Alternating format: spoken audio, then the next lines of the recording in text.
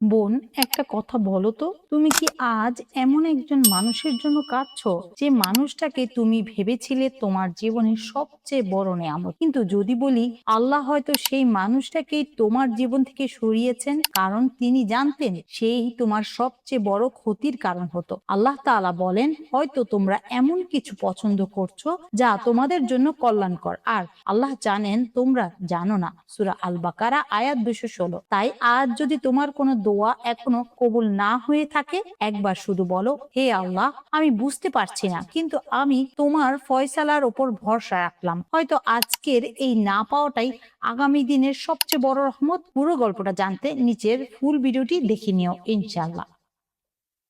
বোন, একটা কথা বলো তো, তুমি কি আজ এমন একজন মানুষের জন্য কাঁদছো যে মানুষটাকে তুমি ভেবেছিলে তোমার জীবনের সবচেয়ে বড় নেয়ামত, কিন্তু যদি বলি আল্লাহ হয়তো সেই মানুষটাকেই তোমার জীবন থেকে সরিয়েছেন কারণ তিনি জানতেন সেই তোমার সবচেয়ে বড় ক্ষতির কারণ হতো। আল্লাহ তাআলা বলেন, হয়তো তোমরা এমন কিছু পছন্দ করছো যা তোমাদের জন্য কল্যাণকর, আর আল্লাহ জানেন তোমরা জানো না। সূরা আল বাকারা আয়াত 216। তাই আজ যদি তোমার কোনো দোয়া এখনো কবুল না হয়ে থাকে, একবার শুধু বলো, হে আল্লাহ, আমি বুঝতে পারছি না, কিন্তু আমি তোমার ফয়সালার ওপর ভরসা রাখলাম। হয়তো আজকের এই না পাওয়াটাই আগামী দিনের সবচেয়ে বড় রহমত। পুরো গল্পটা জানতে নিচের ফুল ভিডিওটি দেখে নিও ইনশাআল্লাহ।